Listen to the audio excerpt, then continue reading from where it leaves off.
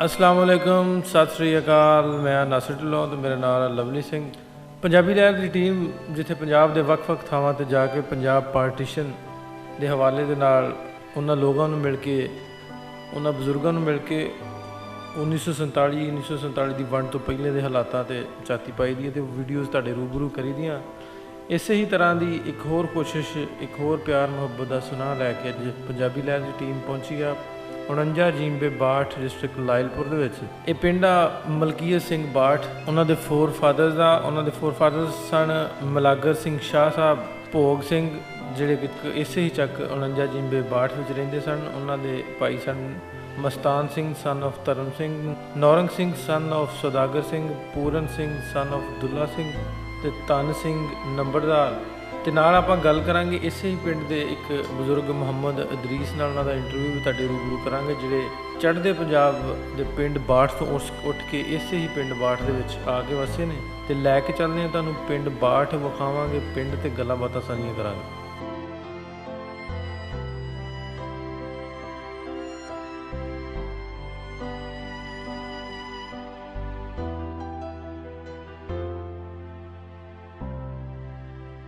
अस्सलाम वालेकुम। पंजाबी लहर की टीम जिथे पंजाब के ਵੱਖ-ਵੱਖ ਥਾਵਾਂ ਤੇ ਵੱਖ-ਵੱਖ जगह ਤੇ ਜਾ ਕੇ 1947 ਦੀ ਪਾਰਟੀਸ਼ਨ, ਜਿਹਨੂੰ ਇਹ ਬਜ਼ੁਰਗ ਲੋਕ ਉਜਾੜੇ ਵੀ ਕਹਿੰਦੇ ਨੇ, ਉਹਨਾਂ ਯਾਦਾਂ ਨੂੰ ਕਲੈਕਟ ਕਰਕੇ ਤੁਹਾਡੇ ਰੂਬਰੂ ਲੈ ਕੇ ਆਈਦਾ। ਇਸੇ ਹੀ ਤਰ੍ਹਾਂ ਦੀ ਇੱਕ ਸਟੋਰੀ, ਇੱਕ ਦਾਸਤਾਨ ਅੱਜ ਲੈ ਕੇ ਪਹੁੰਚੇ ਹਾਂ ਅਸੀਂ। ਅੱਜ ਬੈਠੇ ਹਾਂ ਪਿੰਡ 49 ਜੀਂਬੇ ਬਾਠ ਡਿਸਟ੍ਰਿਕਟ ਲਾਇਲਪੁਰ ਦੇ ਵਿੱਚ ਬਾਬਾ ਜੀ ਮੁਹੰਮਦ ਅਦਰੀਸ ਦੇ ਕੋਲ। ਤੇ ਇਹਨਾਂ ਦੇ ਕੋਲ ਕਾਫੀ ਗੱਲਾਂ ਬਾਤਾਂ ਇਹਨਾਂ ਸਾਨੂੰ ਅਸੀਂ ਗੱਲਾਂ ਕਰਨ ਡੇ ਸਨ, ਦੱਸੀਆਂ ਸਾਨੂੰ ਉਜਾੜਿਆਂ ਦੇ ਹਵਾਲੇ ਨਾਲ, ਵੰਡ ਦੇ ਹਵਾਲੇ ਦੇ ਨਾਲ।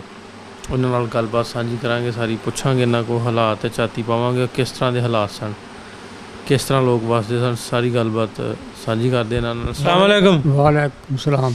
ਕੀ ਨਾਂ ਤੁਹਾਡਾ? मोहम्मद अदरीस। ਅੱਛਾ, ਮੁਹੰਮਦ ਅਦਰੀਸ। ਤੇ ਅੱਬਾ ਜੀ ਤੁਹਾਡੇ ਦਾ? मोहम्मद सैन। ਮੁਹੰਮਦ ਹੁਸੈਨ। जी। ਇਹ ਦੱਸੋ ਵੀ ਆਪਣੀ ਗੋਤ ਕਿਹੜੀ ਬਰਾਦਰੀ? गोद बरादरी साड़ी जंजूए। ਜੰਜੂਏ। जी। ਠੀਕ ਹੈ। ਤੇ ਪਿੱਛੇ ਆਪਣਾ ਪਿੰਡ ਕਿਹੜਾ ਸੀ? पिछे साड़ा बाठ, ਬਾਠ। जिला अंबरसर, तहसील तरनताਰਨ। ये साड़ा जिला अंबरसर, तहसील तरनताਰਨ। ਅੱਛਾ, ਬਾਠ ਹੈ ਪਿੱਛੇ ਆਪਣਾ ਤਰਨ ਤਾਰਾਂ ਚ। पिछे भी बाठ सी। ਠੀਕ ਹੈ। ਤੇ ਇੱਧਰ ਵੀ ਬਾਠਾਂ ਜੀ ਆ हाँ जी, ਗਏ? इत्थे भी बाठा जी। ਅੱਛਾ, ਇਹ ਦੱਸਿਓ ਵੀ ਆਪਣਾ ਬਾਠ ਜਿਹੜਾ ਪਿੰਡ ਉਧਰ, जी।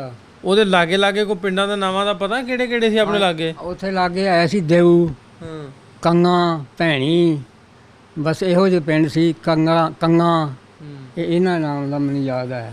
ਅੱਛਾ। ਬਾਠਾਂ ਬਾਠਾਂ ਦਾ ਤੁਹਾਡਾ ਹੋ ਗਿਆ? ਹਾਂ, ਬਾਠਾਂ ਦਾ ਸਾਡਾ ਤੇ ਦੇਊ ਤੇ ਭੈਣੀ ਤੇ ਜਲਾਲਾਬਾਦ, ਭੋਜੀਆਂ, ਇਹੋ ਜਿਹੇ ਆਮ ਪਿੰਡਾਂ ਦੇ ਨਾਂ। ਇੱਕ ਸੱਤ ਚੱਕ ਸੀ। ਅੱਛਾ। ਇਹਨਾਂ ਪਿੰਡਾਂ ਦੇ ਨਾਂ ਯਾਦ ਹੈ। ਅੱਛਾ, ਆਪਣਾ ਜਿਹੜਾ ਬਾਠ ਸੀ, ਬਾਠਾ ਉਧਰ, ਜੀ। ਉੱਥੇ ਬਰਾਦਰੀ ਤੁਹਾਡੀ ਸਾਰੀ ਬੈਠੀ ਜੰਜੂਏ? ਹਾਂਜੀ, ਜੰਜੂਏ ਸਾਰੇ ਸਿੱਖ ਜਿਹੜੇ ਸੀ, ਉਹਨਾਂ ਨੂੰ ਵੀ ਬਾਠ, ਮੇਰਾ ਖਿਆਲ ਉਹਨਾਂ ਨੂੰ ਵੀ ਸ਼ਾਇਦ ਜ਼ਾਤ ਜੰਜੂਏ ਹੀ ਹੋਵੇ ਤੇ ਸਾਡੀ ਤੇ ਜ਼ਾਤ ਜੰਜੂਏ ਸੀ। ਅੱਛਾ, ਜੰਜੂਏ ਤੁਹਾਡੀ ਜੰਜੂਏ। ਜੀ। ਕਿੰਨੀ ਸੀ ਆਬਾਦੀ ਉਦੋਂ ਪਿੰਡ ਆਪਣੇ ਦੀ? ਕਿੰਨੇ ਘਰ ਸਨ ਉਦੋਂ? ਆਬਾਦੀ ਹੈ ਸੀ ਕੋਈ 4000 ਦੀ ਹੈ ਸੀ ਦੋਵਾਂ ਦੀ। ਜੰਗਾ ਵੱਡਾ ਸੀ ਪਿੰਡ? ਹਾਂਜੀ, ਸਿੱਖ ਤੇ ਮੁਸਲਮਾਨ ਜਿੰਨੇ ਸੀ ਨਾ, ਹਿੰਦੂ, ਸਾਰਿਆਂ ਨੂੰ 4000 ਦੀ ਆਬਾਦੀ ਹੈ ਸੀ ਉਸ ਵੇਲੇ ਉਹਨਾਂ ਦੀ। ਨੰਬਰਦਾਰੀਆਂ ਕਿੰਨੀਆਂ ਸੀ? ਨੰਬਰ 8। ਹਾਂਜੀ, 4 ਮੁਸਲਮਾਨ 4 ਸਿੱਖ। ਅੱਛਾ। ਤੇ ਆਪਣੇ ਮੁਸਲਮਾਨਾਂ ਦੇ ਨੰਬਰਦਾਰ ਸੀ ਜਿਹੜੇ, ਉਹਨਾਂ ਦਾ ਕੋਈ ਨਾਂ ਯਾਦ ਹੈ? ਹਾਂਜੀ। ਕਿਹੜਾ? ਮੁਹੰਮਦ ਹੁਸੈਨ, ਬਾਬਾ ਚੰਦ, ਮੁਹੰਮਦ ਹੁਸੈਨ। ਉਸ ਦਾ ਫਿਰ ਗਾਂ ਬੇਟਾ ਸਦੀਕ ਮੁਹੰਮਦ ਹੁਸੈਨ ਦਾ। ਉਹ ਤੇ ਇੱਥੇ ਆਣ ਕੇ ਹੋਏ ਨੇ ਨਾ। ਅੱਛਾ। ਨਹੀਂ ਉਧਰ ਸੀ ਜਿਹੜੇ ਨੰਬਰਦਾਰ? ਹਾਂਜੀ, ਉੱਥੇ ਨੰਬਰਦਾਰ ਇਹੋ ਹੀ ਸੀ, ਮੁਹੰਮਦ ਹੁਸੈਨ।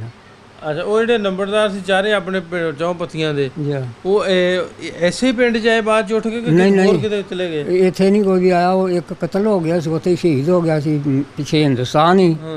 ਤੇ ਬਾਕੀ ਜਿਹੜਾ ਕੋਈ ਹੈ ਸੀ ਉਹ ਇੱਥੇ ਆਣ ਕੇ ਫੌਤ ਹੋ ਗਏ ਨੇ। ਨਹੀਂ ਕਿੱਥੇ ਆ ਕੇ ਬੈਠੇ?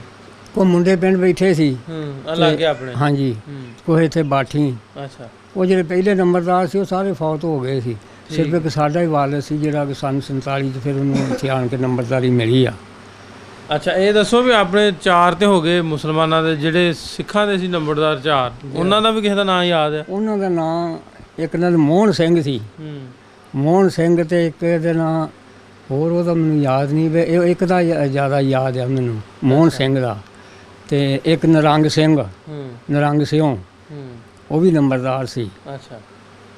ਤੇ ਇੱਥੋਂ ਦਾ ਜਿਹੜਾ ਇੱਥੋਂ ਦਾ ਨੰਬਰਦਾਰ ਇਹਦਾ ਤੇ ਫਿਰ ਨਹੀਂ ਨਾ ਪੁੱਛਣਾ। ਨਹੀਂ ਇੱਥੋਂ ਦਾ ਜਿਹੜੇ ਇੱਥੋਂ ਉੱਠ ਕੇ ਗਏ ਉਹਨਾਂ ਦਾ ਕੀ ਨਾਂ ਸੀ? ਉਹਦਾ ਨਾਂ ਹੈ ਧਨ ਸਿੰਘ।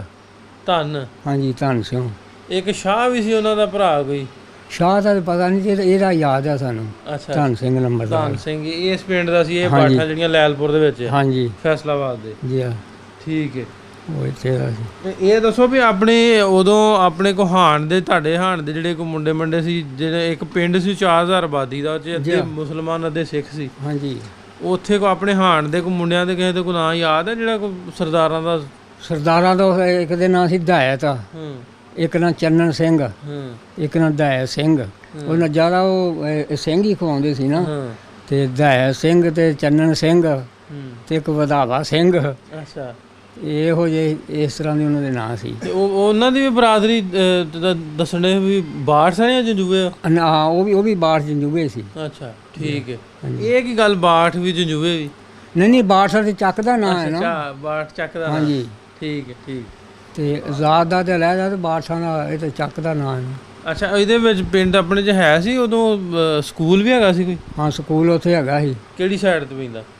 ਉਹ ਇਸ ਤਰ੍ਹਾਂ ਦੱਖਣ ਦੀ ਸਾਈਡ ਤੇ ਸੀ ਸਕੂਲ। ਅੱਛਾ, ਦੱਖਣ ਵਾਲੇ ਪਾਸੇ। ਤੇ ਪੈਲੀ ਪੂਲੀ ਪਿੰਡ ਦੀ ਕਿੰਨੀ ਸੀ? ਹਾਂ, ਪੈਲੀ ਕਾਫੀ ਸੀ, ਉਹ ਤਾਂ 70 ਕੁ ਮਰਬੇ ਹੈ ਸੀ। ਹੁਣ ਤੇ ਉੱਥੇ ਮਰਬਿਆਂ ਦਾ ਹਿਸਾਬ ਨਹੀਂ ਸੀ ਨਾ, ਉਹ ਅੰਦਾਜ਼ੇ ਨਾਲ ਕਿ 70 ਮਰਬਿਆਂ ਦੀ ਆਬਾਦੀ ਹੈ ਸੀ। ਵੱਡਾ ਸੀ। ਹਾਂਜੀ। ਅੱਛਾ, ਇਹ ਆਪਾਂ ਗੱਲ ਕਰਦਿਆਂ ਵਿੱਚ ਇਹ ਵੀ ਪੁੱਛ ਲਈਏ ਵੀ ਅਸੀਂ ਆਏ ਤੇ ਸਾਂ, ਇਹ ਆਪ ਬਾਠ ਦੇ ਵੀ ਕੋਈ ਸਾਡੇ ਜਾਣ ਵਾਲੇ ਸੀ ਜਿਹੜੇ ਉੱਥੋਂ ਉੱਠ ਕੇ ਗਏ ਨਾ ਇੱਥੋਂ, ਉਹ ਆਉਂਦੇ ਸੀ ਸਾਨੂੰ ਉੱਥੋਂ ਦੇ ਆਪਣੇ ਪਿੰਡ ਦੀ ਕੋਈ ਵੀਡੀਓ ਜਾਂ ਪੁੱਛ ਕੇ ਦੱਸਿਓ। ਜੀ। ਤੇ ਇਹ ਉਹਨਾਂ ਦਾ ਤੇ ਤੁਹਾਨੂੰ ਹੁਣ ਇੱਕ ਬੰਦੇ ਦਾ ਤੁਹਾਨੂੰ ਨਾਂ ਦਾ ਪਤਾ ਵਾ? ਉਹਨਾਂ ਦਾ ਘਰ ਸੀ ਇੱਥੇ 4 ਭਰਾਵਾਂ ਦੇ 4 ਹਵੇਲੀਆਂ ਸੀ। ਕੋਈ ਪਤਾ ਕਿਹੜੀ ਸਾਈਡ ਜਦੋਂ ਆਏ, ਕੋਈ ਆਈਡੀਆ ਹੋਵੇ ਵੀ ਇੱਥੇ? ਹਾਂ, ਇੱਥੇ ਜਿਹੜਾ ਤੁਹਾਨੂੰ ਨੰਬਰਦਾਰ ਦੱਸਿਆ ਨਾ ਧਨ ਸਿੰਘ, ਇੱਕ ਉਹ ਸੀ ਤੇ ਇੱਕ ਗੋਬਿੰਦ ਸਿੰਘ, ਉਹਨਾਂ ਦੀਆਂ ਹਵੇਲੀਆਂ ਇਸ ਸਾਈਡ ਤੇ ਸੀ ਤੇ ਕੁਛ ਇੱਧਰ ਸੀ ਨਹਿਰ ਵਾਲੇ ਸਾਈਡ ਤੇ, ਨਹਿਰ ਵਾਲੇ ਪਾਸੇ। ਜੀ ਠੀਕ ਹੈ। ਤੇ ਬਾਕੀ ਇਸ ਪਾਸੇ ਸੀ ਕੁਤਬ ਵਾਲੇ ਪਾਸੇ, ਦੱਖਣ ਵਾਲੇ ਬੰਨੇ। ਅੱਛਾ, ਚਲੋ ਆਪਾਂ ਫੇਰ ਤੁਹਾਨੂੰ ਮੈਂ ਪਿਛਾਂ ਪਿੰਡ ਤੁਹਾਡੇ ਲੈ ਜਾ। ਤੇ ਇਹ ਦੱਸੋ ਵੀ ਆਪਣੇ ਪਿੰਡ ਦੇ ਵਿੱਚ ਜਿਵੇਂ 4 ਨੰਬਰਦਾਰੀਆਂ ਤੁਸੀਂ ਦੱਸੀਆਂ, ਫਿਰ ਮਸਜਿਦਾਂ ਵੀ ਹੋਣੀਆਂ? ਸਾਰੀ ਗੱਲ ਮਸਜਿਦਾਂ 2 ਸੀ। ਕਿਹੜੇ ਪਾਸੇ, ਕਿੱਥੇ ਪੈਂਦੀਆਂ? ਇੱਕ ਮਸਜਿਦ ਪੈਂਦੀ ਸੀ ਇੱਧਰ ਦੱਖਣ ਵਾਲੇ ਪਾਸੇ, ਤੇ ਇੱਕ ਇੱਧਰ ਕੁਤਬ ਵਾਲੇ ਪਾਸੇ ਸੀ। ਗੁਰਦੁਆਰੇ ਵੀ ਹੈਗੇ ਸੀ? ਹਾਂ, ਗੁਰਦੁਆਰਾ ਵੀ ਹੈਗਾ ਸੀ ਉਹਨਾਂ ਸਿੱਖਾਂ ਦਾ। ਕਿਹੜੇ ਪਾਸੇ ਸੀ ਉਹ? ਲਹਿੰਦੀ ਸਾਈਡ ਤੇ ਸੀ ਥੋੜਾ ਜਿਹਾ, ਉਹ ਇਹ ਸਾਈਡ ਉਹਦੀ ਬਣਦੀ ਸੀ। ਲਹਿੰਦੀ ਸਾਈਡ ਬਣਦੀ? ਜੀ। ਤੇ ਉਦੋਂ ਹੁੰਦਾ ਸੀ ਨਾ ਵਿੱਚ ਥੋੜੇ ਜਿਹੇ ਘਰ ਬਾਹਮਣਾਂ ਦੇ ਜਾਂ ਦੂਜੇ? ਹਾਂ, ਬਾਹਮਣ ਖੱਤਰੀ। ਹਾਂ, ਉਹਨਾਂ ਦੇ ਵੀ ਹੈਗੇ ਸੀ ਕੋਈ ਘਰ? ਉਹਨਾਂ ਦੇ ਵੀ ਕਾਫੀ ਦੁਕਾਨਾਂ ਨਾਲ, ਖੱਤਰੀ ਜਿਹੜੇ ਲੋਕ ਇਹ ਦੁਕਾਨਾਂ ਦਾ ਜ਼ਿਆਦਾ ਕੰਮ ਕਰਦੇ ਸੀ। ਕਿਹਦੀ ਸੀ ਦੁਕਾਨ? ਉਹ ਦੁਕਾਨ ਹੈਗੀ ਸੀ, ਉਹਦਾ ਨਾਂ ਸੀ ਬੋਸਿਓ। ਅੱਛਾ, ਖੱਤਰੀ ਦਾ ਨਾਂ। ਦਾਣੇ ਉੱਥੇ ਲੈ ਕੇ ਜਾਂਦੇ ਹੋਣੇ ਜੀ? ਉਹ ਦੁਕਾਨ ਤੇ ਦਾਣੇ ਦੂਣੇ ਲੈ ਕੇ ਜਾਣੇ, ਫਿਰ ਉਸ ਕੋਲ ਚੀਜ਼ਾਂ ਜਿਹੜੀਆਂ ਲੈ ਕੇ ਖਾਂਦੇ ਰਹਿਣਾ ਮੁੰਡੇ। ਦਾਣੇ ਵੇਚ ਕੇ? ਦਾਣੇ ਵੇਚ ਕੇ ਹੁੰਦੇ ਸੀ ਮੁਰਮਰੇ ਤੇ ਹੋਰ ਰੋਲਾ ਭਰਾ ਹੁੰਦਾ ਸੀ। ਇੱਕ ਹੁੰਦੇ ਸਾਡੇ ਲੰਮੇ ਗੱਟੇ ਜਿਹੇ ਬਣਾਏ ਹੁੰਦੇ ਸੀ ਉਹਨਾਂ। ਬਾਬਾ ਜਿਵੇਂ ਤਾਂ ਤੇਜ਼ ਸੀ ਉਦੋਂ, ਬਾਬਾ ਜੀ ਤੇਜ਼ ਸੀ ਉਦੋਂ ਤੁਸੀਂ? ਦਾਣੇ ਤੇ ਤੁਸੀਂ ਸਾਰਿਆਂ ਨਾਲ ਬਹੁਤ ਤੁਸੀਂ ਕੱਢਦੇ ਹੋਣੇ? ਆਹੋ, ਦਾਣੇ ਫਿਰ ਉਦੋਂ ਫਿਰ ਕੱਟੀਆਂ ਵਾਲਿਆਂ ਨੇ ਖੜਨੇ, ਬਾਬੇ ਨੂੰ ਦਾਲ ਆ ਲੈਂਦੇ ਹੋਣੇ। ਹਾਂ, ਬੜੇ। ਤੇ ਪੜ੍ਹਦੇ ਸੀ ਜਾਂ ਮਾਲ ਡੰਗਰ ਦੇ ਪਿੱਛੇ ਹੀ? ਨਹੀਂ, ਪੜ੍ਹਨ ਦਾ ਕੋਈ ਮੌਕਾ ਥੋੜਾ ਜਿਹਾ ਘੱਟ ਹੀ ਮਿਲਿਆ। ਅੱਛਾ। ਉਦੋਂ ਇੰਨੀ ਜਿੰਨੀ ਹੁਣ ਤਰੱਕੀ ਆ ਉਨੀ ਉਦੋਂ ਨਹੀਂ ਸੀ। ਪੜ੍ਹਾਈ ਦੀ ਉਦੋਂ ਕੀਮਤ ਨਹੀਂ ਸੀ ਉਦੋਂ। ਉਹ ਤਾਂ ਬਸ ਐਵੇਂ ਜ਼ਿਮੀਂਦਾਰੀ ਲੋਕ ਖਿਆਲ ਰੱਖਦੇ ਸੀ। ਤੇ ਪੜ੍ਹਨ ਪੁੜਨ ਨਾਲ ਚੰਦ ਬੰਦੇ ਸੀ ਜਿਹੜੇ ਮੁੰਡੇ ਕੋ ਪੜ੍ਹ ਲੈਂਦੇ ਸੀ, ਨਹੀਂ ਤਾਂ ਨਹੀਂ। ਅੱਛਾ, ਪਿੰਡ ਦੇ ਵਿੱਚ ਕੋਈ ਲਾਗੇ ਜਾਂ ਪਿੰਡ ਦੇ ਆਪਣੇ ਲਾਗੇ ਕੋਈ ਮੇਲਾ ਮੂਲਾ ਲੱਗਦਾ ਹੈ? ਹਾਂ, ਮੇਲਾ ਲਾਗੇ ਸਾਡੇ ਪਿੰਡ ਤੋਂ ਕੋਈ 15-20 ਮੀਲ ਹਟਵਾ ਸੀ ਜ਼ਿਆਦਾ, ਜਿਹੜਾ ਬੜਾ ਮਸ਼ਹੂਰ ਸੀ, ਘਰਿਆਲਾ। ਬਰਨਾਲਾ ਘਰਿਆਲਾ, ਉਹ ਬੜਾ ਮੇਲਾ ਲੱਗਦਾ। ਉੱਥੇ ਬਹੁਤ ਹਜੂਮ ਇਕੱਠੀ ਹੁੰਦੀ। ਬਾਬੇ ਸ਼ੇਰ ਸ਼ਾਹ ਦਾ? ਹਾਂਜੀ, ਬਾਬੇ ਸ਼ੇਰ ਸ਼ਾਹ ਦਾ। ਹਾਂ, ਜਾਂਦੇ ਹੁੰਦੇ ਵੇਖਣ? ਮੈਂ ਇੱਕ ਵਾਰ ਗਿਆ ਉੱਥੇ। ਅੱਛਾ, ਠੀਕ ਹੈ, ਠੀਕ। ਬੜਾ ਵੱਡਾ ਮੇਲਾ ਸੀ ਉਹ। ਠੀਕ। ਤੇ ਇਹ ਦੱਸੋ ਵੀ ਆਪਣੇ ਪਿੰਡ ਦਾ ਕੋਈ ਹੁੰਦੇ ਆ ਨਾ ਵੀ ਜਿਵੇਂ ਨੰਬਰਦਾਰ ਦੇ ਤੁਸੀਂ ਦੱਸੇ ਜੀ ਉਹ ਵੱਡਾ ਬੰਦਾ ਹੁੰਦਾ ਵਾ ਜਾਣ ਵਾਲਾ ਜਿਹੜਾ ਨਾਂ ਵਾਲਾ ਹੋਵੇ ਕੋਈ ਇਸ ਤਰ੍ਹਾਂ ਦਾ ਕੋਈ ਜ਼ਿਹਨ 'ਚ ਹੋਵੇ ਕਿਹੜਾ ਆਪਣੇ ਪਿੰਡ ਦਾ ਸਰਕਰਦਾ ਬੰਦਾ ਸੀ ਸਰਕਰਦਾ ਬੰਦਾ ਜਿਹੜਾ ਸਾਡਾ ਦਾਦਾ ਸੀ ਨਾ ਬਾਬਾ ਚੰਦ ਸੀ ਉਹਦੇ ਨਾਲ ਚੰਦ ਉਹ ਪੂਰੇ ਪਿੰਡ ਦਾ ਜਿਵੇਂ ਕੋਈ ਕਿਸੇ ਨੂੰ ਇੰਚਾਰਜ ਆਖਿਆ ਜਾਂਦਾ ਨਾ ਉਹ ਇਸ ਤਰੀਕੇ ਦਾ ਬੰਦਾ ਸੀ ਉਹਦੀ ਬੜੀ ਲੋਕ ਮੰਨਦੇ ਸੀ ਤੇ ਇੱਕ ਬਾਬਾ ਕੰਮੂ ਹੁੰਦਾ ਸੀ ਤੇ ਇੱਕ ਬਾਬਾ ਬਲੰਦਾ ਸੀ ਇਹ ਤਿੰਨ ਕੁ ਬੰਦੇ ਜਿਹੜੇ ਸੀ ਪਿੰਡ ਦੇ ਪੂਰੇ ਮੋਹਤਬਰ ਸੀ ਬੰਦੇ ਅੱਛਾ ਇਵੇਂ ਹੁੰਦਾ ਨਾ ਵੀ ਜਿਵੇਂ ਦਾਦਾ ਤੁਹਾਡਾ ਸੀ ਕਿ ਜਿਵੇਂ ਤੁਸੀਂ ਉਹ ਇੱਥੋਂ ਲੰਬੜਦਾਰ ਇੱਥੋਂ ਬਾਠਾਂ ਦੇ ਤੁਸੀਂ ਲੰਬੜਦਾਰ ਫਿਰ ਲਾਗੇ ਮੁੰਡਾ ਪਿੰਡ ਆ ਭੰਮੀਪੁਰ ਆ ਬੋੜਿਆ ਇਹਨਾਂ ਦੇ ਜਾਣੀ ਦਾ ਵੱਡੇ ਵੱਡੇ ਬੰਦਿਆਂ ਵੀ ਫਲਾਣੇ ਦਾ ਲੰਬੜਦਾਰ ਆ ਫਲਾਣਾ ਚੌਧਰੀ ਹੈ ਉਹ ਤੁਹਾਡੇ ਬਾਬਿਆਂ ਕੋਲ ਆਉਂਦਾ ਵੀ ਹੋਊਗਾ ਨਾਲ ਦੇ ਪਿੰਡਾਂ ਦਾ ਨਹੀਂ ਜੀ ਆਉਂਦੇ ਜਾਂਦੇ ਸੀ ਕਿ ਇੱਕ ਦੂਸਰੇ ਕਿਸੇ ਦਾ ਨਾਂ ਯਾਦ ਆ ਭੋਜੀਆਂ ਦਾ ਜਾਂ ਜਲਾਲਾਬਾਦ ਦਾ ਭੋਜੀਆਂ ਦਾ ਸਰਦਾਰ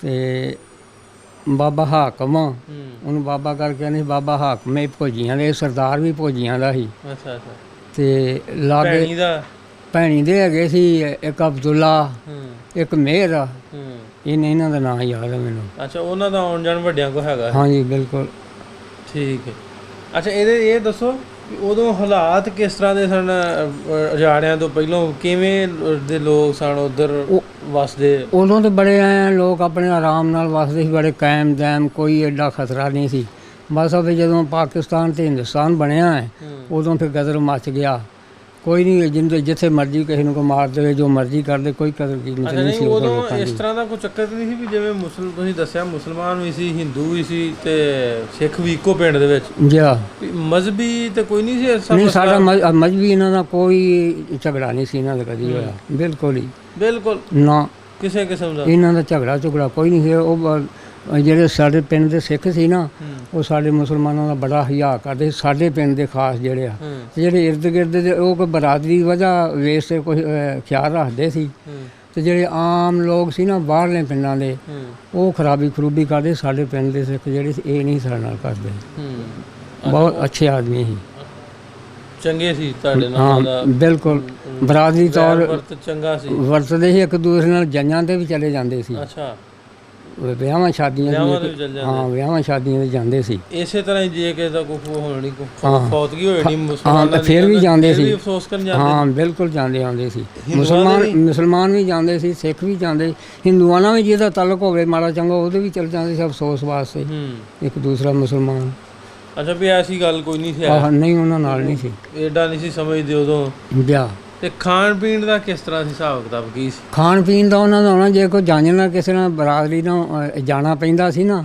ਉਹ ਵੱਖਰਾ ਪਕਾ ਲੈਂਦੇ ਉਹ ਫਿਰ ਵੱਖਰਾ ਉਹਨਾਂ ਅੱਗੇ ਸਿਸਟਮ ਬਣਾਇਆ ਹੁੰਦਾ ਸੀ ਕਿ ਸਾਡੇ ਨਾਲ ਇੰਨੇ ਬੰਦੇ ਮੁਸਲਮਾਨ ਨੇ ਉਹਨਾਂ ਦਾ ਅਲੱਗਾ ਉਹਨਾਂ ਫਿਰ ਖਾਣਾ ਮੁਸਲਮਾਨਾਂ ਦੇ ਘਰ ਪੱਕਦਾ ਸੀ ਠੀਕ ਹੈ ਤੇ ਜਿਹੜੇ ਸਿੱਖ ਬਰਾਦਰੀ ਸੀ ਇਹ ਕੋ ਘੱਟ ਵਿਚਾਰ ਕਰਦੇ ਹੁੰਦੇ ਯਾਰ ਖਾ ਲਾਂਗੇ ਜੀ ਖਾ ਲੈਂਦੇ ਸੀ ਆਪ ਇਹ ਖਾ ਜਾਂਦੇ ਸੀ ਤੇ ਮੁਸਲਮਾਨ ਜਿਹੜੇ ਸੀ ਉਹਨਾਂ ਦਾ ਫਿਰ ਉਹਨਾਂ ਇੰਤਜ਼ਾਮ ਵੱਖਰਾ ਬਣਾਇਆ ਹੁੰਦਾ ਅਗਲੇ ਪਾਸੇ ਠੀਕ ਹੈ ਅੱਛਾ ਇਹ ਦੱਸੋ ਵੀ ਇਹ ਤਾਂ ਗੱਲਾਂ ਸਾਰੀਆਂ ਤੇ ਤੁਸੀਂ ਦੱਸੀਆਂ ਫਿਰ ਜਦੋਂ ਹੋਇਆ ਉਜਾੜਿਆਂ ਦਾ ਐਲਾਨ ਹੋ ਗਿਆ ਉਹ ਪਹਿਲਾਂ ਪਤਾ ਲੱਗ ਗਿਆ ਕਿ ਮੌਕੇ ਤੇ ਹੀ ਬਣੀ ਗੱਲ ਨਹੀਂ ਜੀ ਪਹਿਲਾਂ ਪਤਾ ਕੋਈ ਮਹੀਨਾ ਪਹਿਲਾਂ ਹੀ 2 ਮਹੀਨੇ ਵੀ ਪਹਿਲਾਂ ਹੀ ਪਤਾ ਲੋਕਾਂ ਨੂੰ ਮੰਨਦੇ ਨਹੀਂ ਸੀ ਲੋਕ ਜਿਹੜੇ ਸਿਆਣੇ ਸੀ ਨਾ ਬੰਦੇ ਆਉਂਦੇ ਸੀ ਕਿੱਥੇ ਪਾਕਿਸਤਾਨ ਜਾਂ ਹਿੰਦੁਸਤਾਨ ਹਾਂ ਇੱਥੋਂ ਉੱਠ ਕੇ ਕਿੱਥੇ ਜਾਣਾ ਹੈ ਐਵੇਂ ਮਾਰਦੀ ਹਕੂਮਤ ਕੋਈ ਨਹੀਂ ਉਹ ਫਿਰ ਜਦੋਂ ਯਕਦਮ ਹੀ ਪਿਆ ਨਾ ਇਹ ਦੂਸਰਾ ਹਕੂਮਤ ਦਾ ਜ਼ੋਰ ਉਹਨਾਂ ਨੇ ਕਿ ਪਾਕਿਸਤਾਨ ਦਾ ਐਲਾਨ ਹੋ ਚੁੱਕਾ ਕਿ ਇਹ ਹੱਦ ਪਾਕਿਸਤਾਨ ਦੀ ਹੈ ਇਹ ਹਿੰਦੁਸਤਾਨ ਦੀ ਬਾਜ਼ੀ ਤੁਹਾਨੂੰ ਜਾਣਾ ਹੀ ਪੈਣਾ ਹੈ ਅੱਛਾ ਤੇ ਬਸ ਫਿਰ ਸਾਰੇ ਲੋਕ ਫਿਰ ਫੌਜ ਆ ਗਈ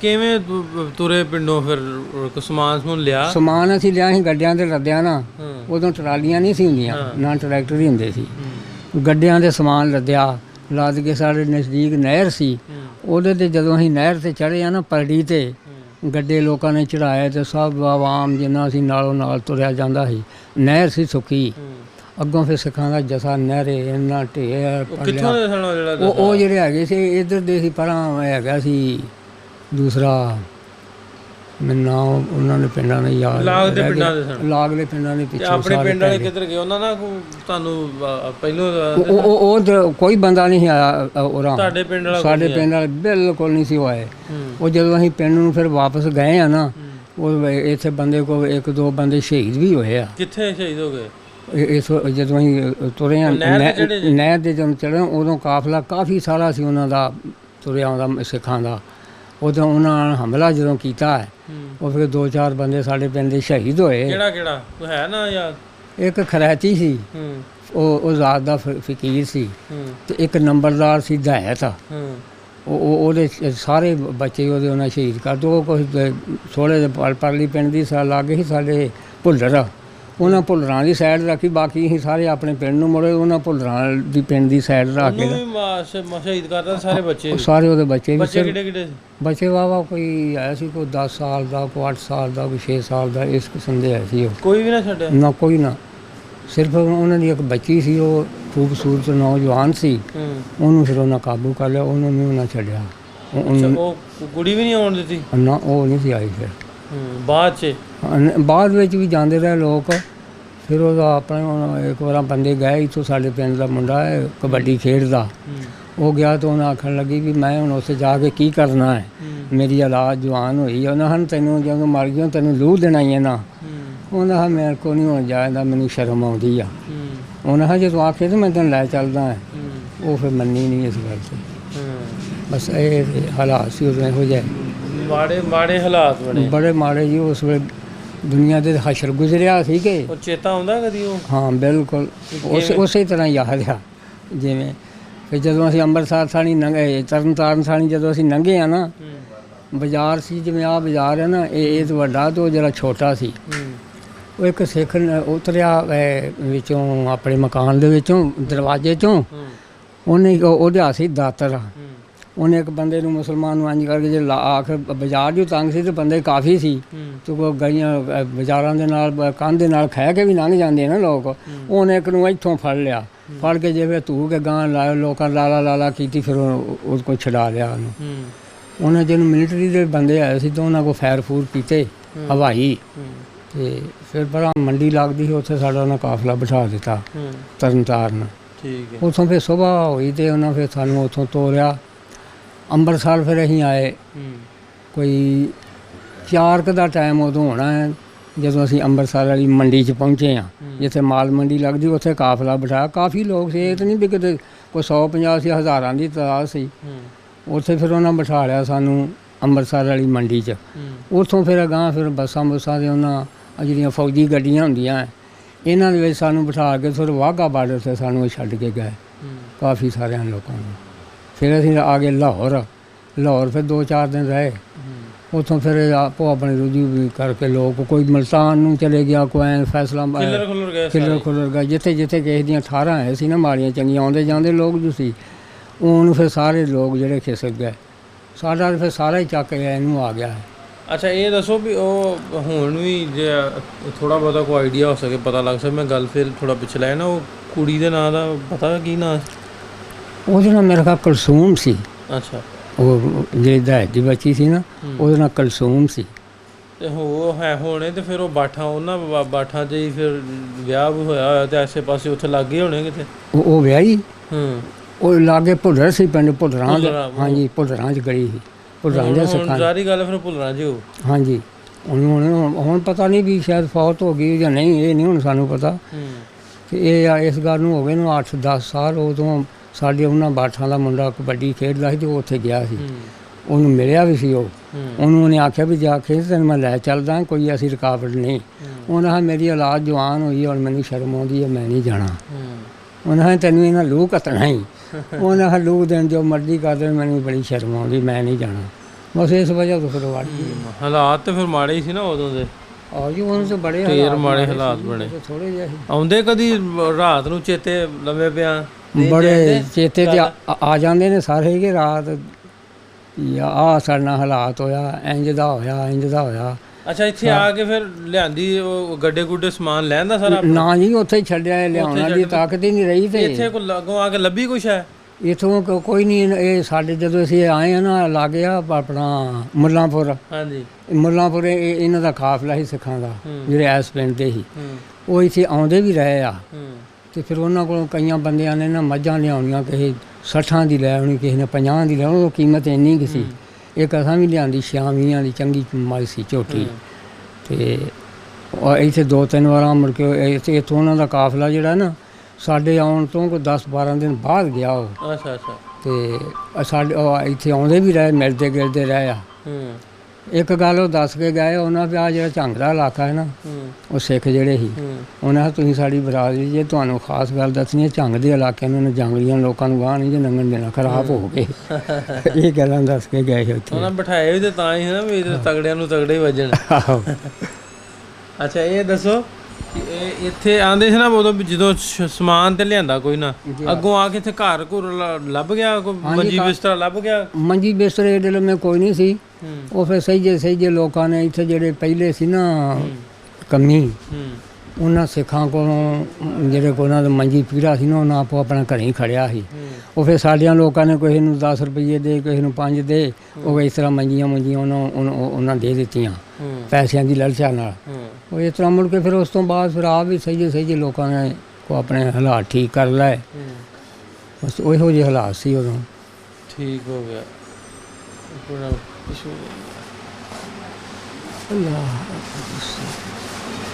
ਦੇ ਆਂਦੇ ਨਾ ਅੱਗੇ ਦੱਸਣੇ ਵੀ 2-3 ਵਾਰੀ ਪਿਛਾਂ ਵੀ ਮੁੜ ਗਏ ਤੁਸੀਂ?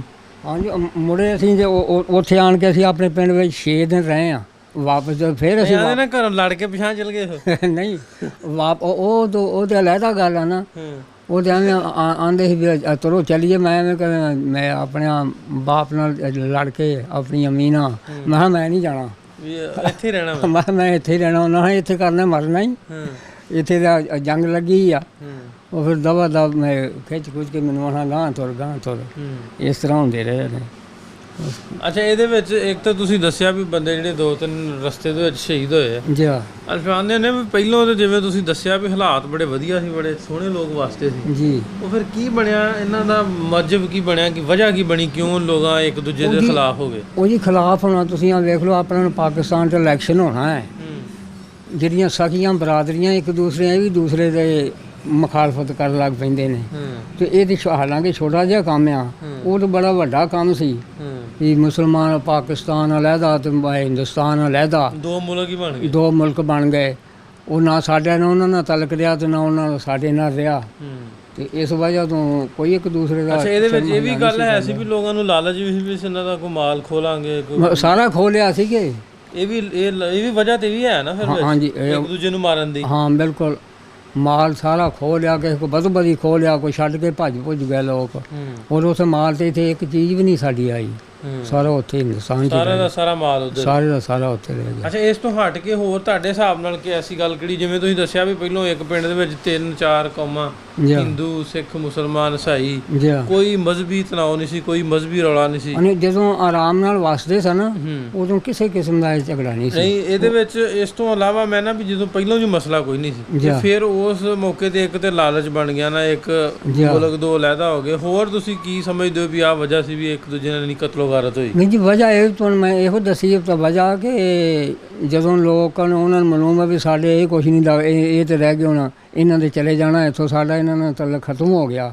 ਤੇ ਇਹਨਾਂ ਸੋਚਿਆ ਕਿ ਸਾਡਾ ਇਹਨਾਂ ਨਾਲੋਂ ਖਤਮ ਹੋ ਗਿਆ, ਉਸ ਲਿਹਾਜ਼ ਜਿਹੜਾ ਖਤਮ ਹੋ ਜਾਂਦਾ ਹੈ। ਅੱਛਾ ਇਹ ਵੀ ਗੱਲ ਹੈ ਵਿੱਚ ਵੀ ਅੰਗਰੇਜ਼ ਸਰਕਾਰ ਸੀ ਉਦੋਂ, ਅੰਗਰੇਜ਼ ਦੀ ਗਵਰਨਮੈਂਟ? ਹਾਂਜੀ ਅੰਗਰੇਜ਼ ਸੀ। ਅੱਛਾ ਆਂਦੇ ਆ ਨਾ ਵੀ ਹੁਣ ਆ ਤੁਹਾਡੇ ਪਿੰਡ ਮੈਂ ਆਇਆ ਤਾਂ ਜਰਨੈਲੀ ਸੜਕਾਂ ਹੁਣ ਵੀ ਛੱਡੀਆਂ ਅੰਗਰੇਜ਼ ਨੇ। ਹਾਂਜੀ ਆ ਮੁੰਡੇ ਪਿੰਡ ਸਾਂ ਲੰਘ ਕਿਦੋਂ ਦੀ 1893 ਦੀ ਬਾਰ ਵੱਜੀ। ਹਾਂਜੀ ਤੇ ਉਹਨਾਂ ਨੇ ਪਹਿਲਾਂ ਦੀ ਪਲੈਨਿੰਗ ਕੀਤੀ। ਹਾਂਜੀ ਤੇ ਉਦੋਂ ਅੰਗਰੇਜ਼ ਨੇ ਕੋਈ ਪਲੈਨਿੰਗ ਨਾ ਕੀਤੀ ਵੀ ਇਹਨਾਂ ਨੇ ਉੱਧਰ ਜਾਣਾ, ਉਹਨਾਂ ਨੇ ਇੱਧਰ ਆਉਣਾ, ਲੋਕ ਮਰਨਗੇ ਜੀ। ਕਿ ਨਿਕਲ ਗਏ ਅੰਗਰੇਜ਼? ਨਹੀਂ ਜੀ ਅੰਗਰੇਜ਼ ਦੇ ਕਾਇਦੇ ਆਜ਼ਮ ਨੇ ਜਦੋਂ ਉਹਨਾਂ ਨੇ ਮੁਤਾਲਬਾ ਕੀਤਾ ਫਿਰ ਆਜ਼ਾਦ ਹੋ ਗਏ ਤੇ ਉਹਨਾਂ ਨੇ ਫਿਰ ਪਾਕਿਸਤਾਨ ਦਾ ਲਹਿਦਾ ਬਣਾ ਦਿੱਤਾ। ਨਹੀਂ ਉਹ ਪਾਕਿਸਤਾਨ ਤੇ ਲਹਿਦਾ ਬਣਾ ਦਿੱਤਾ ਨਾ, ਲੇਕਿਨ ਹੈ ਤੇ ਗਵਰਨਮੈਂਟ ਤੇ ਉਹਨਾਂ ਦੀ ਸੀ ਨਾ। ਨਹੀਂ ਗਵਰਨਮੈਂਟ ਫਿਰ ਉਹਨਾਂ ਦੀ ਖਤਮ ਹੋ ਗਈ ਕਿ ਸੰਨ 47 ਚ ਉਹਨਾਂ ਦੀ ਗਵਰਨਮੈਂਟ ਖਤਮ ਹੋ ਗਈ ਸੀ। ਤੇ ਉਹ ਚਲੇ ਗਏ ਉਵੇਂ ਅੰਗਰੇਜ਼ ਸਾਰੇ? ਅੰਗਰੇਜ਼ ਚਲੇ ਗਏ ਆਪਣੇ ਇਲਾਕੇ। ਉਹਨਾਂ ਦਾ ਅੰਗਰੇਜ਼ਾਂ ਦਾ ਕੋਈ ਨਹੀਂ ਮਰਿਆ? ਨਹੀਂ ਅੰਗਰੇਜ਼ਾਂ ਦਾ ਕੋਈ ਫੌਜ ਦਾ ਭਾਵੇਂ ਮਰਿਆ ਵੀ ਉਸ ਤਰ੍ਹਾਂ ਕੋਈ ਨਹੀਂ ਸੀ ਨਾ ਉਹਨਾਂ ਦਾ ਕੋਈ। ਉਹਦੇ ਹੱਥ ਹੀ ਨਹੀਂ ਆਉਂਦੇ ਹੋਣੇ ਕਿਸੇ ਦੇ। ਉਹਨਾਂ ਕਿੱਥੋਂ ਹੱਥ ਆਉਣਾ ਸੀ, ਉਹ ਤਾਂ ਖਚਰੇ ਲੋਕ ਸੀ। ਅੱਛਾ ਇਹ ਦੱਸੋ ਹੁਣ ਵੀ ਉਸ ਤੋਂ ਬਾਅਦ ਕਦੀ ਪਿੰਡ ਗਏ ਜਾਂ ਆਪਣੇ? ਨਹੀਂ ਮੈਂ ਜਿਹੜੇ ਇੱਥੇ 1-2 ਬੰਦੇ ਗਏ ਉਹ ਫੌਤ ਹੋ ਗਏ ਨੇ। ਤੁਸੀਂ ਗਏ? ਨਾ ਨਹੀਂ ਮੈਂ। ਖਾਬ ਖੂਬ ਜੇ ਕਦੀ ਗਏ ਹੋ? ਖਾਬ ਹੀ ਤੇ ਭਾਵੇਂ ਬੰਦਾ ਰੋਜ਼ ਹੀ ਚੱਲ ਜਾਏਗੇ, ਉਹ ਤੇ ਕੋਈ ਗਏ ਕਦੀ ਖਾਬ ਜੀ? ਕਈ ਵਾਰ ਆਪਣੇ ਪਿੰਡ ਵਿੱਚ ਗਏ। ਅੱਛਾ ਤੇ ਹੁਣ ਕੋ ਜਾਣ ਦਾ ਸਬਬ ਬਣੇ ਤੇ ਜਾਓਗੇ ਇਨਸ਼ਾਅੱਲਾ? ਵੇਖ ਕੇ ਜੇ ਖੜੋ ਤੇ ਫਿਰ ਦਿਲ ਕਰਦਾ, ਦਿਲ ਤੇ ਕਰਦਾ ਜਾਣ ਨੂੰ। ਖੜੂ ਤੇ ਮੁੰਡਿਆਂ ਨੂੰ ਕਦੀ ਨਹੀਂ ਆਖਿਆ ਵੀ ਲੈ ਜਾਓ? ਮੁੰਡੇ ਹੁਣ ਜਾਂਦੇ ਹੀ ਉਧਰ ਕੋਈ ਨਹੀਂ ਤੇ। ਅੱਛਾ ਅੱਛਾ ਹੁਣ ਇਹ ਮਤਲਬ ਇਹ ਵੀ ਜੇ ਸਬੱਬ ਬਣੇ ਤੇ ਦਿਲ ਤੇ ਕਰਦਾ ਫਿਰ ਜਾਣ ਨੂੰ। ਹਾਂ ਬਿਲਕੁਲ ਆਪਣਾ ਜੰਮਣ ਭੋਂ ਜਿਹੜਾ ਵੇਖਣ ਨੂੰ ਹਰ ਕੰਦੇ ਦਾ ਦਿਲ ਕਰਦਾ, ਮਜਬੂਰੀਆਂ ਨਹੀਂ ਨਾ ਕਰਨ ਦਿੰਦੀ। ਹਾਂ ਭੁੱਲਦਾ ਤੇ ਨਹੀਂ। ਨਾ ਨਹੀਂ ਭੁੱਲਦਾ। ਮੇਰੀਆਂ ਅੱਖਾਂ ਗਾੜੀ ਉਸੇ ਤਰ੍ਹਾਂ ਹੁਣ ਉਹਨਾਂ ਆਪਣੇ ਨਕਸ਼ੇ ਬਦਲ ਲਏ ਹੋਣਗੇ ਤੇ ਸਾਡੇ ਨਿਗਾਹ ਵਿੱਚ ਉਸੇ ਹੀ ਤਰ੍ਹਾਂ ਉਹ ਨਕਸ਼ਾ ਜਿਵੇਂ ਪਹਿਲਾਂ ਆਇਆ ਸੀ ਉਵੇਂ ਦਾ ਉਵੇਂ ਦਿਸਦਾ। ਉਵੇਂ ਸਾਨੂੰ ਦੀਦਾ ਉਹ। ਹੁਣ ਭਾਵੇਂ ਪਛਾਣਿਆ ਭਾਵੇਂ ਨਾ ਜਾਵੇ, ਕਿਉਂ ਆਪ ਆਪਣੇ ਇਲਾਕੇ ਬਦਲ ਜਾਂਦੇ ਆ ਨਾ, ਕੋਈ ਮਕਾਨ ਬਦਲ ਲਏ, ਕਈ ਚੀਜ਼ਾਂ ਬਦਲ ਜਾਂਦੀਆਂ। ਗੱਲ ਕਰਨ ਦੇ ਬਾਬਾ ਜੀ ਨਾਲ, ਬਾਬਾ ਜੀ ਦੱਸੀ ਸਾਰੀ ਗੱਲਬਾਤ ਪਾਰਟੀਸ਼ਨ ਤੋਂ ਪਹਿਲਾਂ ਦੀ 47 ਦੀ ਵੰਡ ਤੋਂ ਪਹਿਲਾਂ ਦੀ, ਉਜਾੜਿਆਂ ਤੋਂ ਪਹਿਲਾਂ ਦੇ ਹਾਲਾਤ, ਤੇ ਅੱਜ ਵੀ ਆਂਦੇ ਵੀ ਉਸ 71 ਵਰਿਆਂ ਬਾਅਦ ਵੀ ਅੱਜ ਆਪਣਾ ਪਿੰਡ, ਆਪਣਾ ਜਗ੍ਹਾ ਜੰਮਣ ਪਾਉਣ ਥਾਂ ਐਂ ਹੀ ਲੱਗਦੀ ਵੀ ਜਿਵੇਂ ਕੱਲ੍ਹ ਦੀ ਗੱਲ ਹੈ, ਅੱਖਾਂ ਦੇ ਸਾਹਮਣੇ ਹਰ ਚੀਜ਼। ਤੇ ਅਸੀਂ ਇਹ ਪ੍ਰੋਗਰਾਮ ਲੈ ਕੇ ਆਈਦਾ ਤੁਹਾਡੇ ਤੱਕ, ਤੇ ਅਸੀਂ ਗੱਲ ਕਰਦੇ ਹੁੰਦੇ ਹਾਂ ਕਿ ਇਹ 1947 ਦੀ ਵੰਡ ਵੇਲੇ ਕਿਹੜੇ ਹਾਲਾਤ ਸਨ। ਇਹਨਾਂ ਲੋਕਾਂ ਨੇ ਆਪਣੀ ਹਰ ਚੀਜ਼ ਜਿਹੜੀ ਆ ਅੱਜ ਦੀ ਚੋਈ ਸਾਹਿਬ, ਅੱਜ ਦੀ ਜਿਹੜੀ ਨਵੀਂ ਕੌਮ ਹੈ ਨਾ, ਮੈਂ ਤੁਹਾਨੂੰ ਦੱਸਦਾ ਵੀ ਨਵੀਂ ਜਿਹੜੀ ਸਾਡੀ ਜਨਰੇਸ਼ਨ ਹੈ ਨਾ, ਉਹਨਾਂ ਨੂੰ ਆਈਡੀਆ ਨਹੀਂ ਵੀ ਇਹਨਾਂ ਲੋਕਾਂ ਨੇ ਕੀ ਕੀਤਾ, ਕਿਵੇਂ ਆਪਣਾ ਸਾਰਾ ਕੁਝ ਛੱਡਿਆ। ਇਹ ਜਿਵੇਂ ਤੁਸੀਂ ਇੱਕ ਕਮਰਾ ਹੀ ਕਹਿ ਲਓ, ਕਮਰਾ ਬਣਾਉਣ 'ਤੇ ਬੜਾ ਪੈਸੇ ਲੱਗਦੇ, ਟਾਈਮ ਲੱਗਦਾ, ਫਿਰ ਛੱਡਣੀ ਪੈ ਜੇ ਹਰ ਚੀਜ਼, ਬੰਦਾ ਜ਼ੀਰੋ 'ਤੇ ਆ ਜਾਵੇ ਫਿਰ ਉੱਥੋਂ ਸਟਾਰਟ ਕਰੇ, ਅਤੇ ਬੜਾ ਔਖਾ ਜਿਹੜਾ ਨਾ ਕੰਮ ਹੁੰਦਾ। ਇਹਨਾਂ ਨੇ ਬੜੀਆਂ ਪਰੇਸ਼ਾਨੀ ਦਾ ਆਲਮ ਸੀ ਉਹ ਜਿਹੜਾ ਵੇਲਾ, ਉਹ ਨਾ ਭੁੱਲਣ ਵਾਲੀ। ਸਾਨੂੰ ਅਹਿਸਾਸ ਨਹੀਂ ਹੋ ਸਕਦਾ, ਉਹ ਇਹਨਾਂ ਲੋਕਾਂ ਨੂੰ ਪਤਾ ਵਾ ਵੀ ਕੀ ਹਾਲਾਤ ਸਨ ਅਤੇ ਕਿਵੇਂ ਨਵੇਂ ਸਿਰੇ ਤੋਂ ਆ ਕੇ ਫਿਰ ਜ਼ਿੰਦਗੀ ਸ਼ੁਰੂ ਕੀਤੀ, ਫਿਰ ਸਾਰਾ ਕੁਝ ਬਣਾਇਆ। ਉਸ ਜਗ੍ਹਾ 'ਤੇ ਆਉਣ ਲਈ ਵੀ 20-30 ਸਾਲ ਇਹਨਾਂ ਨੂੰ ਲੱਗੇ। ਬਿਲਕੁਲ ਜਿਵੇਂ ਇੱਕ ਦੱਸਦੇ ਵੀ ਇੱਕ ਮੱਝ ਲੈ ਕੇ ਜਿਹੜਾ ਵਾ ਕੰਮ ਸ਼ੁਰੂ ਕੀਤਾ। ਇਸੇ ਤਰ੍ਹਾਂ ਅਸੀਂ ਦੱਸਦੇ ਹੁੰਦੇ ਹਾਂ ਕਿ ਆਉਣ ਵਾਲੀ ਜਿਹੜੀ ਸਾਡੀ ਨਵੀਂ ਜਨਰੇਸ਼ਨ ਹੈ, ਉਹਨਾਂ ਤੱਕ ਇਹ ਗੱਲਾਂ, ਇਹ ਵੀਡੀਓਜ਼ ਉਹਨਾਂ ਤੱਕ ਪਹੁੰਚਾਈਆਂ ਜਾਣ ਅਤੇ ਉਹਨਾਂ ਨੂੰ ਦੱਸਿਆ ਜਾਵੇ ਕਿ ਇਹਨਾਂ ਲੋਕਾਂ ਨੇ ਕਿੰਨੀਆਂ ਸਾਡੇ ਵਾਸਤੇ ਕੁਰਬਾਨੀਆਂ ਦਿੱਤੀਆਂ। ਪਾਕਿਸਤਾਨ ਐਵੇਂ ਨਹੀਂ ਬਣਿਆ, ਬੜੀ ਮੁਸ਼ਕਿਲਾਤ ਦੇ ਨਾਲ, ਬੜੇ ਔਖੇ ਵੇਲੇ ਇਹਨਾਂ ਲੋਕਾਂ ਨੇ ਵੇਖੇ। ਉਸ ਤੋਂ ਹਟ ਕੇ ਜੇ ਜਦੋਂ 14 ਅਗਸਤ ਆਉਂਦੀ ਜਾਂ 13 ਅਗਸਤ ਆਉਂਦੀ ਜਾਂ 15 ਅਗਸਤ, ਜਿਵੇਂ ਇੰਡੀਆ ਦੀ 15ਵਾਂ ਸਾਡੇ 14 ਅਗਸਤ, ਅਤੇ ਅਸੀਂ ਮੋਟਰਸਾਈਕਲਾਂ ਦੇ ਹੋਣ ਦਾ ਰਿਵਾਜ਼ ਚੱਲਣ ਡਿਆ ਵੀ ਸਲੈਂਸਰ ਕੱਢ ਕੇ ਅਤੇ ਮੋਟਰਸਾਈਕਲਾਂ ਭਜਾ ਛੱਡਦੇ। ਕਿਉਂ ਨਾ ਆਪਾਂ ਇਹ ਜਿਹੜੇ ਲੋਕ ਇਹ ਬਜ਼ੁਰਗ ਨੇ, ਇਹਨਾਂ ਨੂੰ ਵੀ ਯਾਦ ਕੀਤਾ ਜਾਵੇ, ਇਹਨਾਂ ਦੀ ਵੀ ਹੌਸਲਾ ਅਫਜ਼ਾਈ ਕੀਤਾ ਜਾਵੇ। ਇਹਨਾਂ ਕੋਲ ਬੱਚਿਆਂ ਨੂੰ ਬਹਿਣਾ ਚਾਹੀਦਾ ਵਾ ਅਤੇ ਇਹਨਾਂ ਕੋਲ ਗੱਲਾਂ ਬਾਤਾਂ ਸੁਣਨੀਆਂ ਚਾਹੀਦੀਆਂ, ਕਿਉਂ ਉਹਦੀ ਵਜ੍ਹਾ ਕਿ ਇਹਨਾਂ ਦੀ ਵੀ ਹੌਸਲਾ ਅਫਜ਼ਾਈ ਹੋਏ ਕਿ ਜੇ ਅਸੀਂ ਇੰਨਾ ਕੁਛ ਆਪਣਾ ਛੱਡਿਆ, ਮਾੜੇ ਹਾਲਾਤ ਵੇਖੇ, ਤਾਂ ਜੇ ਬੱਚੇ ਵੀ ਸਾਨੂੰ ਉਹਦਾ ਟ੍ਰਿਬਿਊਟ ਪੇਸ਼ ਕਰਦੇ, ਸਾਨੂੰ ਯਾਦ ਕਰਦੇ ਆ। ਅਤੇ ਜ਼ਰੂਰ ਇਹਨਾਂ ਲੋਕਾਂ ਦੀਆਂ, ਇਹਨਾਂ ਬਜ਼ੁਰਗਾਂ ਦੀਆਂ ਕੁਰਬਾਨੀਆਂ ਨੂੰ ਸਾਨੂੰ ਯਾਦ ਕਰਨਾ ਚਾਹੀਦਾ। ਅਤੇ ਇਹ ਲੋਕ ਜਿਹੜੇ ਆਪਣੇ ਪਿਛਲੇ ਘਰ ਪਿਛੋਕੜ, ਆਪਣੇ ਜੰਮਣ ਪੋਂ ਥਾਂ ਵੇਖਣਾ ਚਾਹੁੰਦੇ ਨੇ, ਇਹਨਾਂ ਨੂੰ ਵੀ ਜਾਣ ਆਉਣ ਦੀ ਖੁੱਲ੍ਹ ਹੋਣੀ ਚਾਹੀਦੀ ਹੈ। ਅਸੀਂ ਗੱਲ ਕਰਦੇ ਹਾਂ ਵੀ 60+ ਲੋਕ ਨੇ ਜਿਹੜੇ, ਉਹਨਾਂ ਨੂੰ ਵੀਜ਼ਾ ਪੋਲਿਸੀ ਜਿਹੜੀ ਉਹਨਾਂ 'ਤੇ ਲਾਗੂ ਨਹੀਂ ਹੋਣੀ ਚਾਹੀਦੀ ਆ। ਮੇਰਾ ਖਿਆਲ ਹੈ ਕਿ ਇਹਨਾਂ ਲੋਕਾਂ ਵਾਸਤੇ ਔਨ ਅਰਾਈਵ ਜਿਹੜਾ ਵੀਜ਼ਾ, ਉਹਦਾ ਬੰਦੋਬਸਤ ਇੰਤਜ਼ਾਮ ਹੋਣਾ ਚਾਹੀਦਾ। ਇਸ ਤਰ੍ਹਾਂ ਦੀ ਵੀਡੀਓਜ਼ ਪ੍ਰੋਗਰਾਮ ਲੈ ਕੇ ਤੁਹਾਡੇ ਸਾਹਮਣੇ ਹਾਜ਼ਰ ਹੁੰਦੇ ਰਹਾਂਗੇ। ਅਤੇ ਅਸੀਂ ਅੱਜ ਪਿੰਡ ਬਾਠ ਦੇ ਵਿੱਚ ਆਏ ਸਾਨੂੰ। ਅੰਜਾ ਜਿੰਬੇ ਬਾਠ ਹੈ, ਮਲਕੀਅਤ ਸਿੰਘ ਬਾਠ ਸਾਡੇ ਦੋਸਤ ਨੇ, ਉਹਨਾਂ ਦਾ USA ਵੱਸਦੇ ਨੇ। ਉਹਨਾਂ ਦੇ ਫੋਰਫਾਦਰ ਦਾ ਪਿੰਡ, ਇੱਥੋਂ ਉੱਠ ਕੇ ਗਏ ਅਤੇ ਲੈ ਕੇ ਚੱਲਦੇ ਤੁਹਾਨੂੰ ਪਿੰਡ, ਥੋੜ੍ਹਾ ਬਹੁਤਾ ਪਿੰਡ ਵੀ ਵਿਖਾਵਾਂਗੇ ਅਤੇ ਗੱਲਬਾਤ ਸਾਂਝੀ ਕੀਤੀ ਬਜ਼ੁਰਗਾਂ ਦੇ ਨਾਲ। ਅਤੇ ਇਸੇ ਹੀ ਉਮੀਦ ਦੇ ਨਾਲ ਕਿ ਆਉਣ ਵਾਲੇ ਟਾਈਮ ਦੇ ਵਿੱਚ ਜਿਹੜੇ ਦੋਵਾਂ ਮੁਲਕਾਂ ਦੇ ਵਿੱਚ ਕਲੈਸ਼ਿਸ ਨੇ, ਹਾਲਾਤ ਨੇ, ਬਿਹਤਰ ਤੋਂ ਬਿਹਤਰ ਹੋਣਗੇ। ਅਗਲੀ ਵੀਡੀਓ ਤੱਕ ਲਈ ਇਜਾਜ਼ਤ ਦਿਓ, ਮਿਲਦੇ ਹਾਂ ਫਿਰ, ਰੱਬ ਰੱਖਾ।